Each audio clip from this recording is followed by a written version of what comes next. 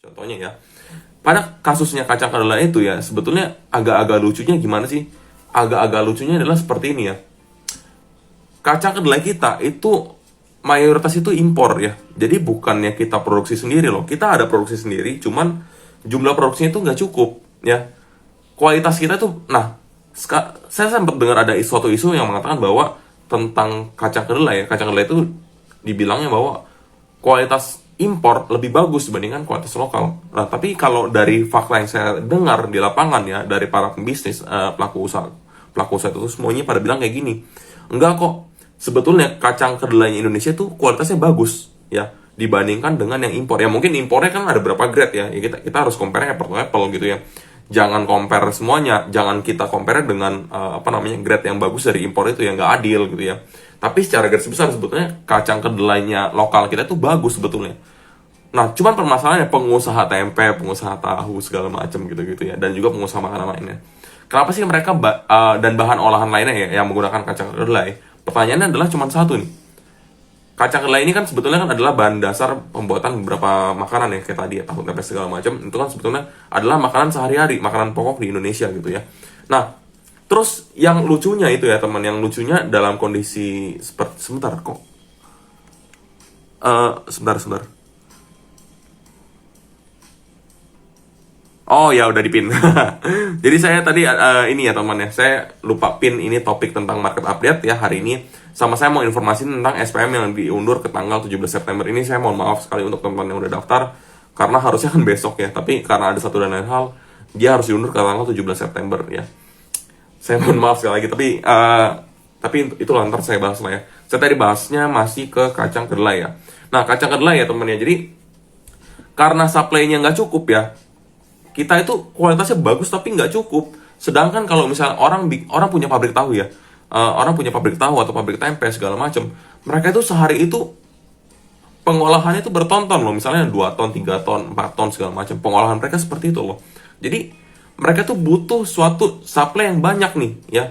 Mereka butuh supply yang banyak, dan teman-teman tahu ya, harga soybean ya atau kedelai itu harganya naiknya gila-gilaan ya, sempat naik gila nih.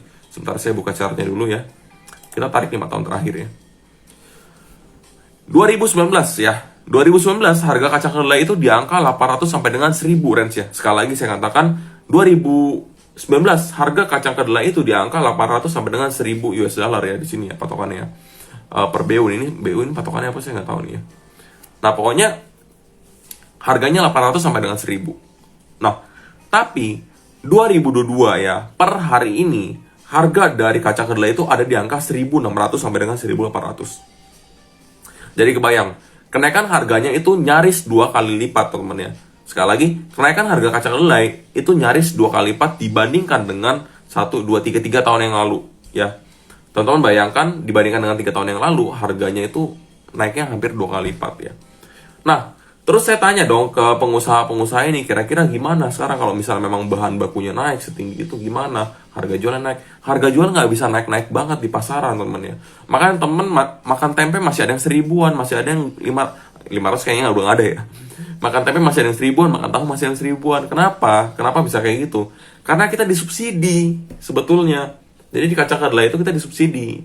Ada suatu istilahnya apa ya, organisasi atau mungkin suatu wadah ya yang mensubsidi untuk supply kacang kedelai ini. Jadi kita itu impor kacang kedelai disubsidi sama pemerintah.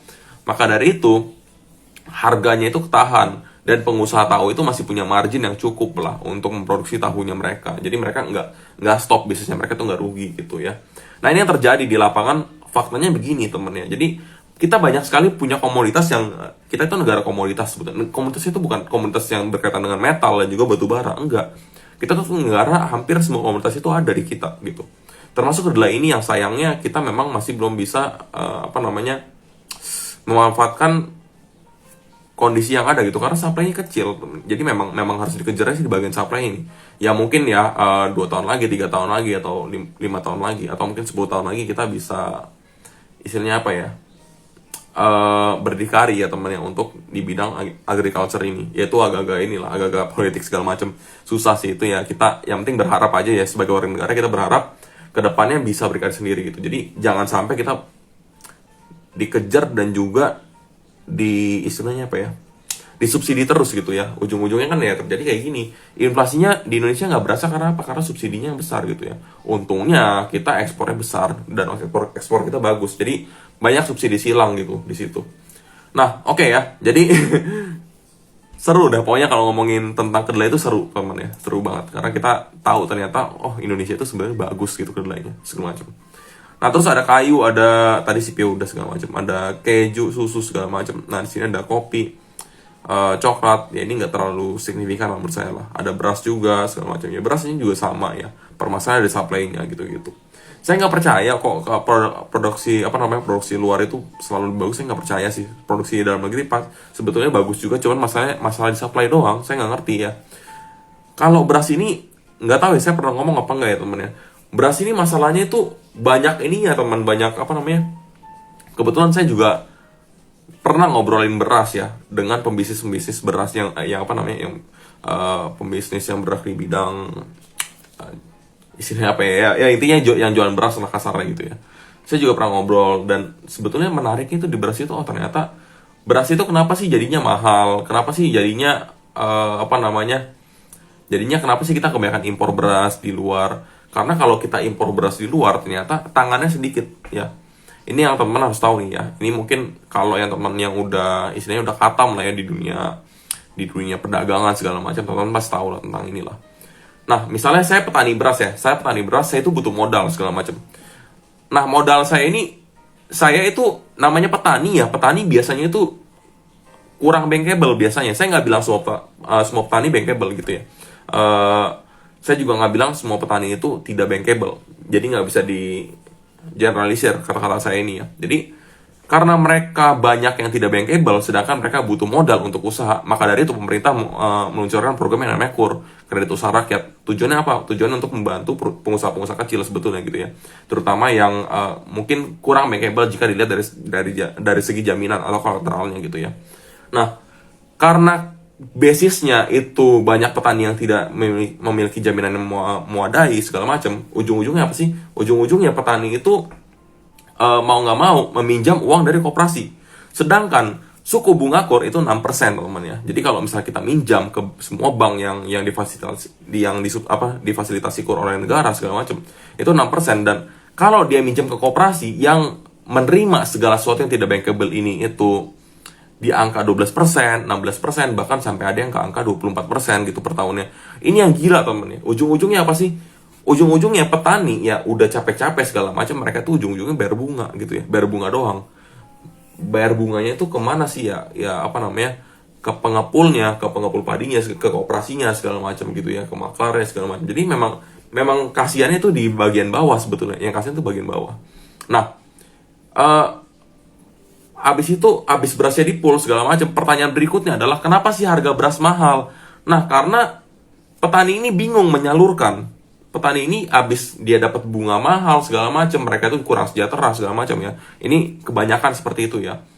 Saya dengar faktanya di lapangan seperti itu. Habis itu setelah banyak ketimpangan sosial segala macam, dikerjain bunga mahal gitu-gitu, mereka tuh bingung menyalurkan kemana.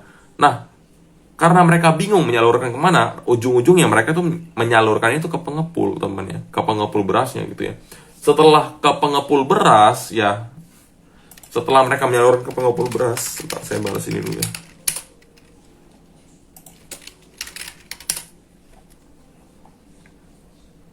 Nah, jadi kalau misalnya setelah mereka supply-nya ke pengepul beras segala macam, nah pengepul beras ini beda dengan pedagang-pedagang lainnya gitu ya. Kalau misalnya pedagang lain mungkin ngelihatnya kadang mau, kadang nggak mau ambil. Tapi kalau misalnya petani ini langsung kasih ke pengepul beras, mereka tuh tahu, barang gue udah pasti ada yang beli nih. Si pengepul beras ini udah pasti beli. Utangnya sama mereka, pengepul berasnya dari mereka. Sebetulnya kalau misalnya kita ngomong sisi positifnya ya mereka itu membantu menghidupi petani sebetulnya. Ya tapi nggak gitu juga gitu ya, nggak gitu juga dengan bunga yang tinggi, petani diinjek-injek segala macam ya. Supply-nya diambil ke mereka semua dan dibayar dengan harga murah gitu segala macam. Jadi sisi bawahnya aja udah ketekan teman ya. Nah, habis dari pengepul dipindahin lagi lah, ntar ada penggilingan segala macam gitu-gitu. Nah, ini banyak tangan ya teman ya. Tangannya banyak sekali di sini. Jadi dari harga beras yang misalnya harganya itu dari awalnya 1.000, pindah tangan 1 ya ke angka 2.000, pindah tangan 2 ke 3.000, 4.000, 5.000. nanti nyampe di masyarakat harganya 8.000 ya. Sedangkan petani hanya menikmati dari yang 1.000 tadi itu ya. Margin dari 1.000 tadi itu. Jadi kasihan sebenarnya yang bawahnya gitu. Ya, sedangkan si petaninya tadi kasusnya adalah konsumer akhirnya seperti kita ya, kita yang beli beras segala macam, ujung-ujungnya bayarnya mahal gitu ya. Nah, sedangkan kalau kita menggunakan jalur impor yang sudah tertata rapi segala macam, ujung-ujungnya kalau kita lihat harganya itu malahan bersaing dengan harga beras lokal kita. Kenapa? Harga beras lokal kita mahal karena banyak tangan, sedangkan kalau di sana harganya mahal karena disamain dengan harga beras lokal kita. Ini beras impor, ini beras lokal harganya sama-sama 40.000 atau 50.000 per 5 liternya misalnya gitu ya. Nah, setelah harganya sama-sama seperti itu, orang-orang mungkin lihat nih, kalau yang ini karena banyak tangan, marginnya mereka nggak bisa diturun-turunin terlalu banyak ya. Dari 40 ya paling turun 38 paling banyak. Sedangkan kalau yang ini karena mereka dari dasar itu 20.000 atau 30.000, mereka dari kalau pasang harga 40.000, mereka mau turunin ke angka 38.000 itu mereka masih gampang, marginnya masih luas beratnya gitu ya. Nah, ini yang ngebuat ujung-ujungnya beras itu kita masih impor, dan balik lagi sama kayak kedelai tadi, nggak bisa berdikari gitu ya. Jadi sayang sekali nih, kita negara komunitas, makanya sayang banget kalau misalnya memang kita nggak bisa bebas nih ya. Padahal ini yang agriculture ini kita sebetulnya lebih kaya loh dibandingkan dengan kalau kita ngomongin metal segala macam gitu-gitu. Cuman sayangnya yang masih diperhatikan saat ini hanyalah yang metal gitu. Sayang banget, padahal kalau misalnya kita ngomongin sedikit politiknya ya, mafia-mafia ini bisa dikurangin segala macam, kita sebetulnya bisa lebih sejahtera lagi. Kehidupan dari segi petani sampai dengan end usernya itu nggak akan mahal, gapnya gitu ya, kesenjangan ekonomi yang akan jauh gitu. Oke. Cukup bicara tentang politik-politiknya sedikit ya. Kita sekarang bahas lagi tentang salah satu yang lagi hot. Itu adalah jagung nih. Teman-teman yang baru join ya, tadi saya udah cerita tuh dari yang join live-nya tuh baru masih 10-20, saya udah cerita banyak tentang komoditas di sini ya. Saya udah cerita dari komoditasnya minyak lah, saya cerita dari batu bara segala macam, dan saya ceritanya tuh dari sudut pandang pembisnis gitu ya. Jadi saya nggak cuma ngomong dari sudut pandang kita sebagai masyarakat awam ya. Pembisnis juga awam sebetulnya sih. Cuman maksudnya gini ya, saya bukan pembisnis, teman-teman. Saya bukan pembisnis sama sekali. Cuman saya punya pekerjaan yang berhubungan dengan banyak bisnis segala macam. Jadi saya banyak belajar dari para beliau-beliau ini gitu ya. Jadi begitu saya mendengar tentang suatu komoditas atau mendengar suatu ekonomi, suatu kasus ekonomi ya teman, secara makro, secara mikro, jadinya saya tahu gambarannya dan saya nyambung pembicaraan dengan beliau-beliau ini gitu ya. Ya, thanks to saya punya hobi di bidang pasar saham yang saya mempelajari tentang ini semua, jadinya nyambung gitu omongannya.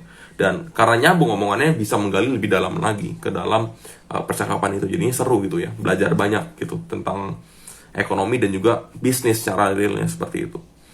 Nah, tadi sekarang saya udah bahas sampai dengan agriculture. Terakhir saya mau bahas agriculture itu di jagung nih ya. Nah, harga jagung itu turunnya juga udah gila ya, dari 800 sampai dengan 600. Saya udah pernah buatin teman-teman semua, dan saya udah sering sampaikan ke teman-teman semua bahwa pada fakta lapangannya harga jagung itu punya korelasi yang tidak begitu signifikan. Ya signifikan sih, tapi gimana ngomongnya? Signifikan itu levelnya berapa persen sih? Kita nggak ada yang tahu loh. Maksudnya nggak ada yang punya standar gitu ya. Kalau misalnya orang ngomong signifikan itu, kalau misalnya gerak satu dia geraknya kurang lebih setengah ya, jadi korelasinya 50%, itu mungkin saya bisa bilang signifikan. Tapi kalau misalnya saya bilang jagung dengan ayam ya, jagung ini harus kaitan dengan poultry teman ya, tentang sektor unggas ya, poultry itu unggas. Nah, jagung ini adalah salah satu bahan dasar, sebetulnya bahan dasar pakan ternak itu ada dua ya, jagung dan juga bungkil kedelai ya. Kedelai, ya kedelai. Saya kadang-kadang sering kebalik kedelai sama keledai gitu ya. Jadi bungkil kedelai dan juga jagung ini adalah pakan ternak, bahan dasar pakan ternak sebetulnya. Jadi kalau misalnya mereka berdua naik, sebetulnya ya pakan ternaknya naik gitu ya. Cuman memang mayoritasnya itu komposisinya itu di jagung sebetulnya, bukan di bungkil kedelai tadi gitu ya. Nah, kondisinya harga jagung yang pada April 2020 sempat menginjak angka 800 US dollar, sekarang turun ke angka 600 US dollar, turun sekitar 25%-an. Ini adalah suatu penurunan yang sangat bagus ya, dan juga ini akan sangat berdampak pada sektor poultry sebetulnya ya. Karena kan DOC segala macam ya, itu kan ayam-ayam yang jual segala macam itu harganya sebetulnya kan fluktuasi yang ngikutin permintaan pasar segala macam gitu ya, supply-nya segala macam. Dan juga pakan ternaknya, kalau pakan ternaknya murah segala macam ya otomatis harga ayamnya juga akan mengikuti gitu. Nah, jadi kalau misalnya kita tahu lah, beberapa waktu terakhir ini inflasi kita itu sampai naik 4,9 berapa ya terakhir? Inflasi Juli ya, Juli 4, sebentar ya. 4,94, tadi saya hampir ngomong 4,93 nih. Beda 0,01% tuh beda loh. Ya jadi di angka 4,94% ini ya, hampir 5% ya inflasi kita. Itu kemarin mayoritasnya itu disebabkan salah satunya oleh cabai ya. Di bulan Juni kita inflasinya itu di angka 4,35%. Saya masih ingat angkanya. Itu mayoritasnya disebabkan oleh minyak ya, harga minyak BBM segala macam gitu-gitu ya. Jadi memang dampaknya di situ, salah satunya adalah lagi-lagi baliknya ke pangan gitu ya, harga pangan gitu ya, yang berkaitan dengan pangan. Di sini dalam kasus ini di bulan Juli itu diasumsikan karena cabai, sedangkan sebetulnya kalau misalnya memang harga pangan itu nggak bisa dikendalikan, ya memang yang terjadi inflasi itu lebih gampang naik dibandingkan dengan komoditas lain yang naik gitu ya. Jadi memang concernnya itu harusnya kalau kita ngomongin secara keseluruhan di ekonomi itu, pangan itu sepenting itu porsinya. Jadi kita memang harus fokusnya itu penyelesaian pangan dulu gitu.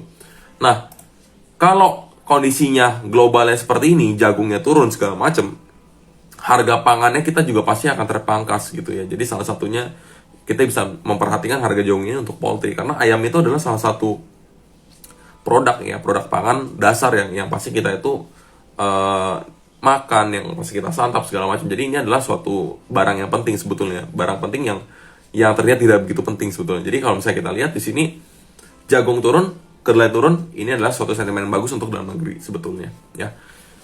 Jadi jangan khawatir teman ya, jangan khawatir dengan kondisi-kondisi atau berita-berita yang ada di luar sana. Walaupun kita harus memperhatikan juga karena mereka punya kepentingan di situ ya. Jangan all in juga gitu. Nah terus nextnya ada industrial. Di sini ada beberapa industrial seperti kobalt, habis itu aluminium, timah, ada zinc, di sini ada nikel, ada rhodium segala macam gitu. Saya mungkin bahas berapa aja, ada urea gitu-gitu ya. Nah, saya mungkin concernnya ada di beberapa aja yang paling familiar ke telinga kita semua mungkin adalah aluminium ya. Aluminium juga ini posnya year on year-nya turun 5,18%. Untuk timahnya ini year on year-nya dia turun sampai 30%. Jadi timah ini harganya relatif masih turun ya kalau kita lihat secara tahunan gitu ya. Ya tahunannya maksudnya setahun terakhir gitu ya, bukan dari 2015 dibandingkan dengan sekarang yang beda gitu. Nah terus nikel kita year on year yang naik 13,76%. Jadi walaupun harga nikel kita per hari ini turun 0,62% ya, data per 4 Agustus ya teman ya, kemarin berarti ya. Harga nikel itu sekarang 22.137 ya US dollar per ton gitu ya. Nah sebetulnya harga nikelnya, saya tuh selama nikel itu di angka 25.000 sebetulnya itu udah aman banget. Udah pasti saham-saham nikel itu bagus banget ke depannya. Tapi masalahnya sekarang harga nikel tuh masih di angka 22.000 ya. Jadi kita butuh kurang lebih naik 3.000 poin lagi. Atau mungkin kalau misalnya hitungan kasar ya kurang lebih naik 10-15% lagi untuk harga nikel. Kalau sampai nikel bisa naik 10-15% lagi, percayalah harga saham komoditas nikel itu pasti akan bagus banget ke depannya gitu ya. Ya diproyeksikan pasti naik sih untuk nikel ini, jadi tenang aja. Nah terus nextnya ada apa lagi nih? Ada urea, ya urea teman-teman tahu lah ya, emiten apa aja. Nah terus untuk poultry secara secara per kilo di sini itu turun ya 1,11% year on year-nya, dan monthly-nya dia turun tipis 0,37%.